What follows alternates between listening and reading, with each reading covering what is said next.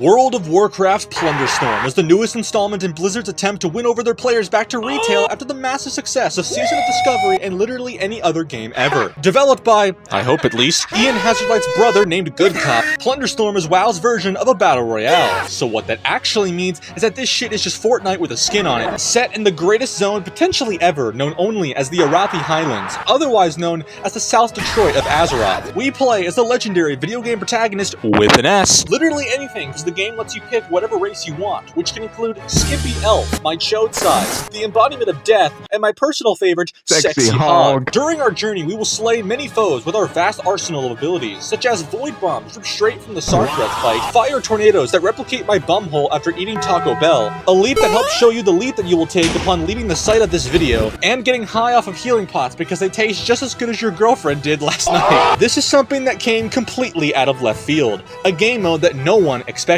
and has taken the Warcraft community by storm over the last few weeks. And after the failure of the last video, I decided to whip something out in the hopes to bring my viewers back. I'm sorry you didn't like Pokemon with guns, okay? But trust me when I say that you're gonna love several 30-year-old men battling it out in a 20-year-old MMO just to get some coins to then spend on some fancy pirate-looking ass gear to then use in said 20-year-old video game. Yes, you're old. This is World of Warcraft's newest battle royale game mode, Plunderstorm.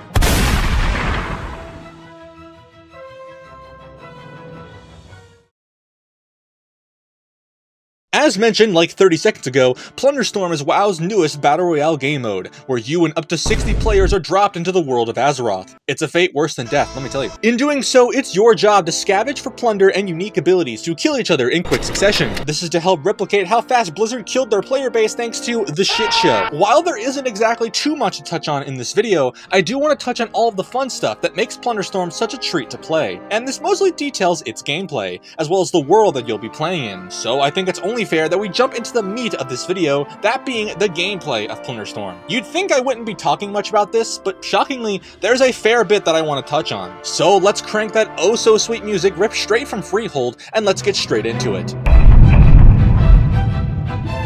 Plunderstorm doesn't have too much to worry about from a gameplay standpoint, but even so, that doesn't mean that this limited time event has a few things to watch out for. Similar to Fork Knife Battle Piss, you'll recreate jumping from the battle bus high above the skies of the Highlands, as you and up to 60 players or 32-player squads will descend into what can only be described as your new personal hell. Upon landing, you're going to want to do three things: collect spells and abilities, kill monsters, and kill players. You can level up in Plunderstorm by killing mobs and looting plunder, with elite mobs and larger plunder stashes rewarding more XP. Gaining levels increases your HP and your attack damage for your abilities. And speaking of which, let's talk about those. Scattered across the Highlands are a collection of offensive and utility attacks, as well as items for you to use to bash the skulls of every WoW streamer ever. In total, there are 10 variants of both offensive and utility abilities to choose from, each having a rarity system tied to them, with white being common and going to purple as epic. The better the quality, the harder it hits, and you can upgrade your abilities by getting other level variants of the same ability or by finding on a player's body or a treasure chest. Some of these abilities include Star Bomb, which deploys a massive nuclear bomb made of N'Zoth's liquids at your location that will deal heavy damage if you get caught by its invisible tentacles. Manosphere is the equivalent of what I do to any girl that tries to date me. Not because I don't want to date women, but because I don't want to scar them for how cringe it's going to be. It can be charged up much like an Evoker's Fire Breath or Eternity Surge, and the bigger the charge, the bigger the sphere will be. Better watch out, because this shit's coming in like it's Black Friday at Walmart. Fade to Shadows is basically just a shittier version of Vanish, allowing the player to vanish for a few seconds before getting slaughtered moments later. It's good for getting away from combat though, like this fight where I just screwed with this guy for what felt like a year. Enemy spotted.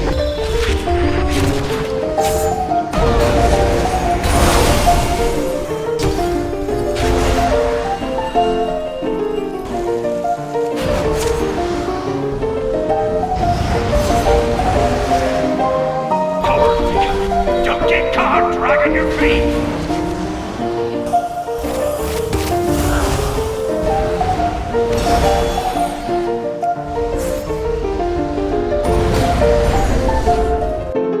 Holy Shield is the best way to experience what being a paladin feels like. I'm sorry that you currently can't experience this in Dragonflight. McConnell has that shit on lock, so you're gonna have to ask him to stop pumping big numbers so that you can get your turn. Fire Whirl turns you into a literal tornado to rain down the might of Taco Bell upon the populace of Azeroth. You know, that's rather funny, because your boy works there, and I already do that on a day-to-day basis, so. This is also the best offensive ability in the game, so I hope you like using it, because you're gonna see it a lot. Fae Form lets you live what the furries of fucking Ardenweald did to you. You know, the ones from Shadowlands that turned you into a member of the Blue Man group and never bothered to change you back. Good thinking, Blizz. Snowdrift is an AoE that also slows down your attackers, which is pretty useful, apart from the fact that it's a pretty quick cast, just like my life. Repel is what I use when a girl wants to have a chat with me. Usually this is because the chat involves her telling me, I think we're gonna be friends, and then involves me crying in a corner for about 4 hours. Hunter's Chains acts as a rope that will fling you back into your attacker's face, and will fling your attacker towards you if it's out of its radius. It reminds me of what happens in the bedroom. The enemy is your boyfriend, you're the girl, and you're about to get shreked. These are just some of the abilities that you have access to, and you gain them by looting them off of regular and elite mobs,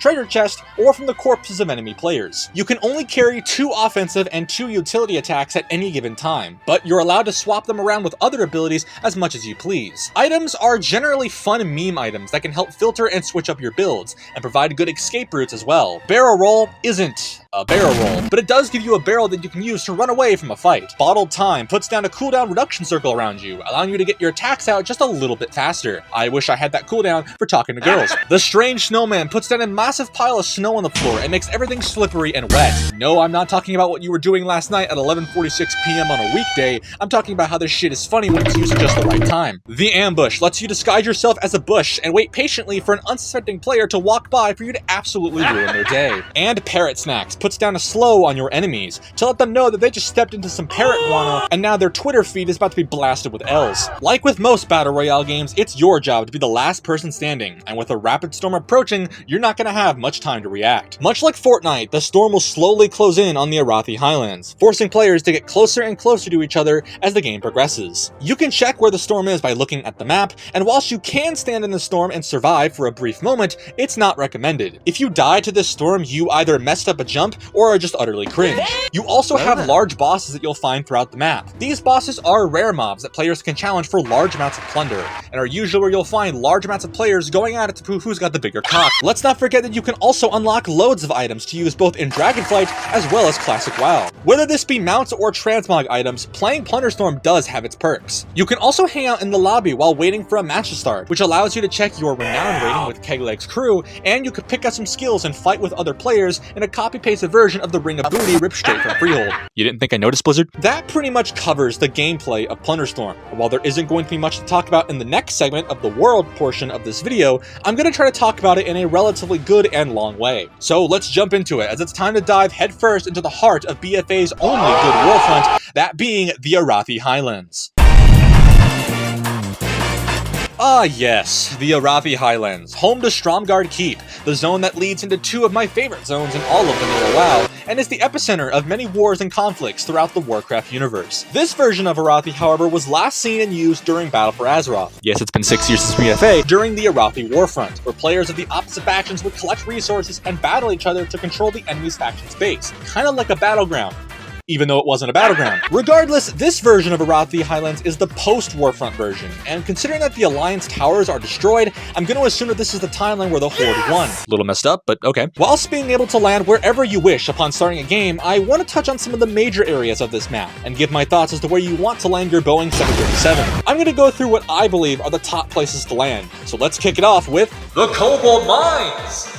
Having 2 different locations near Stromgarde Keep and Argarok, these mines are the perfect place to see the inhabitants of Twitter in their natural habitat, under a rock like they've lived for the last several decades. Home to literally every single caster in the entire game, including the Defias Pillager, I hope you like pressing your buttons and not stopping. Your hands are gonna get carpal tunnel from being in these caves. I better see a comment about that on Twitter later, and if I don't, then you're not doing these caves justice. Witherbark Village!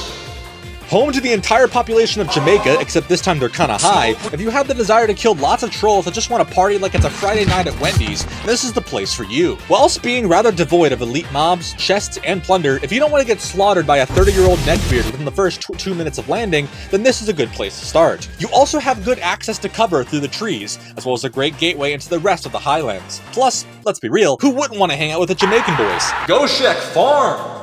Welcome to the rice fields, motherfucker. And here at Goshek Farm, you're gonna be clenching your cheeks. People love to dive bomb for the farm and destroy all the wheat, so you're definitely not getting any of this bread tonight. Mobs are really concentrated here though, so if you want a quick few levels, then this place is a good place to start. But like I said, you're gonna have players crawling down your back, thanks to the farm's central location on the map. So land here with the knowledge that yes, you're gonna hear the sound of a rat tapping, and the sounds of ass cheeks clapping. Daybreeze Farmstead! Once again, it's another farm. It's basically identical to that of Goshek Farm, the big difference being that this is much farther north. You're likely going to be one of the very few people to drop here, but the storm may cut your journey short. So be on the lookout for these things, and you'll be fine. You probably won't have to deal with the cheek clappings from 20 seconds ago. You're just gonna have to deal with the whispers instead. Argaron! Being the horde capital of the Arathi Highlands, this place is bustling with loads of enemies that hate their faction and are more than happy to let a skimpy night elf kill them with their ass and send them to the Shadowlands. It's not like they've been dreaming of that for 6 years since we last saw them. This place is a hotspot for players to land at, and with this place being a literal circle, it's easy to get cornered and killed, but also shockingly easy to escape. It is a major settlement though, and you'll find loads of people here ready to kill you at a moment's notice. So if you got the balls to land here, go for it. I sure don't, because if I can't talk to women IRL, then how do you expect me to deal with a woman in this game? A woman who wants to smash Azeroth's greatest ass in. Hammerfall! Being a smaller version of Argrok, Hammerfall is actually a better place to land when dropping into Hell. Who would have guessed that the shittier version of the Horde's capital was better than the actual capital itself? That's almost like saying Thunderbluff is better than Orgrimmar, which last time I checked, it is. With 2 different layers to this settlement, you're gonna have a fun time running laps up and down stairs as a discount mage tries to throw a mana spear at you. Just don't fall over like Poe and complain about stairs. Now's not the time for that, Chief. You can do that after you and your so-called girlfriend have had your night out. Newstead! Much like the other 2 farms of this map, Newstead is very concentrated with mobs and far away from the rest of the notable areas in the Highlands. But what makes Newstead special is its placement and its concentration. Sitting on the western edge of the map, most players tend to pass it up in favor of places like Argrok, Stromgard, or the Circle of Elements, meaning that this place is fairly empty at the start of the game, and its concentration of enemies is far better than the previous 2 farms. You can easily reach level 5 in a few minutes thanks to the amount of trash mobs and elites in the area. And if you are unlucky to have company here, do not worry, as many of the areas surrounding Newstead have elites and treasure chests for you to collect. This place is pretty awesome, so check it out on your tour of Azeroth. Just don't pay a visit to the rice field. Filthy Frank will curb stomp your sorry ass into the ground if you do. The Circle of Elements! For not even being named on the map, this place is home to several big bad elite mobs and loads of plunder and treasure to find. Similar to that of Newstead, you can get a decent lot of spells and levels fairly quick here, and you're at a great vantage point to either head to Argarok or head towards the center of the map to get a better position for the impending storm. Don't forget the elements that are at play here too, including living Chipotle, my tears, my rock hard abs, and the air leaving my lungs. I've seen a fair amount of people land here, so be on your toes for when a dwarf cannonballs on your face, only for it to end in disaster. Stromgard Keep! Being the crown jewel of the Arathi Highlands, Stromgard sits comfortably in the bottom left corner of the map, and while it does suffer from several issues, like it being a major hotspot for players, it being a major settlement, and having very little options in escape routes in some cases, even though it still has loads of room to move around and escape fights, yep, that made sense, this place is filled to the brim with elites, enemies to kill, tons of chests to loot for spells and treasure, and the equivalent of any anime girl's chests worth of plunder to collect. Loads of players can land here and they'll leave with their hands filled, but be warned that PvP is extremely plentiful here, so make sure you're ready for a fight once you're on the ground. Just don't bring your girlfriend into this, otherwise it's gonna get ugly real fast. Last thing you want is having the time of your life, only for a fucking orc to reveal himself and steal your best in slot GF right in front of your eyes. And you spent 5,000 gold on her back in BC, boy. Look at you now. Otherwise, there isn't really much to talk about with the world of Plunderstorm outside of the Arathi Highlands itself. So let's touch on the one segment of the video that is probably gonna cause the most controversy, as with literally every video I've done on World of Warcraft, which is like 2. So let me tell you about the good and bad of Plunderstorm. As much as I want to say that Plunderstorm is a good addition to World of Warcraft, which in my opinion it is, that doesn't mean that this game mode has its fair share of issues. But even so, I did not find that many issues with this game mode. But I still want to touch on both the negatives and the positives that I encountered during my playtime. On the positive end, I love that all of the Arathi Highlands are utilized here, and that the game gives you the freedom to land wherever you want and not be penalized for it. Sure, you might be in for an ass whipping when you land, but still, this sense of freedom is awesome and I'm glad it's here. I loved the variety of spells available to use, Whether this be caster spells, cast while moving spells, or melee attacks, there's something for every player to use, and in a way, you're able to build your own class. Remember, Plunderstorm is a classless game mode, so you're kind of building your own class with these spells. I love the fantasy, and I love that everything is easy to understand and work with. And while I may suck at PvP, as I always have since I started playing this game nearly 7 years ago, it's still incredibly fun to play. And to those that are classic Andes or haven't played WoW in a while, give this a go. It's worth every second. On the negative end, I don't like how there really isn't that much variety in enemies. They all feel like the same elites that just dissolve into dodging a frontal or some swirlies and getting a spell out of it. I would love to see more variety in enemies in the future, and not just make players put up a fight, but for mobs to put up a fight too. The storm does move a little faster than I expected, which isn't a bad thing per se, but I'd like for it to slow down, even if it's only by a couple of seconds. Also, why is there no legendary quality spells? Just saying, Blizz. It would work. It's speculated that Plunderstorm is only going to be around for about 6 weeks, which is a real shame. This should be a permanent game mode for World of Warcraft, a free-to-play mode that new players can play without needing to pay the $15 for game time to do so. Now, I get it. From a business perspective, this makes sense. But for the consumer, it's just a bit sad. Now, I do want to touch on some things that I want to see with Plunderstorm in the future, assuming that Blizzard plans to keep this feature. Currently, the only playable map we have is the BFA version of Arathi Highlands. And if we're to assume that Blizzard sticks with war-themed areas, then I would like to propose a second map, the BFA version of Darkshore. I think it would work quite well. And in addition, let's add some more fun maps. What about some of the BFA zones and their War Assault versions? Imagine dropping into Stormsong Valley or Nazmir with Alliance and Horde warships hovering over the skies above. Or even try some older zones that have been famous for having war aspects, like Ashenvale, Feralis, or even Stranglethorn Vale are some great examples of places that could be awesome to play in Plunderstorm. I'd love to see the toolkit that we players have access to expanded upon just a little bit. I think that what we do have now is rock solid and provides more than enough options for anyone's playstyle. But some fun new options are always welcomed. And lastly, let's up that player count a little bit. 60 players in solo and 30 duo squads just doesn't feel right. Let's crank that up to 100 players like it should be. The sad part though is, I highly doubt that Blizzard is going to keep Plunderstorm around for very long. If they want to commit to making this a permanent feature, then this is me saying, do it! This is good, this is fun, and this is an awesome step forward for the World of Warcraft franchise. I mean, let's be frank, it's better than playing retail, because I don't want to farm Mythic Plus and Raid 5 days a week just to get a fucking virtual item that makes me do 60 more DPS. I want to do that IRL with women, Blizzard, come on.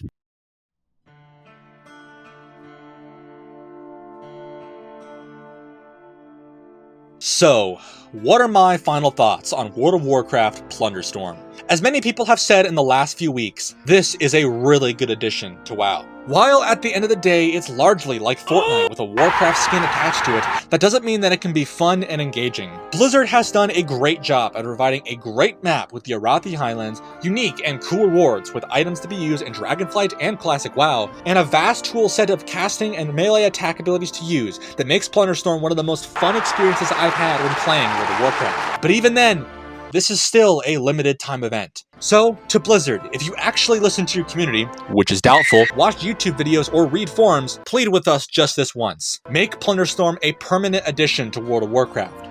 Make it free to play, and continue to support it and add more content to it in the future. As your community, we love this, and it honestly feels like something that the classic dev team would make, similar to that of Season of Discovery. I love this game mode, and I plan to continue playing it over the next few weeks during my downtime. Regardless, I'm heading out to cook up a special video that will be coming out in the next few weeks. My name is PandaPowerSauce, thank you so much for watching, and I'll see you next time. Bye-bye.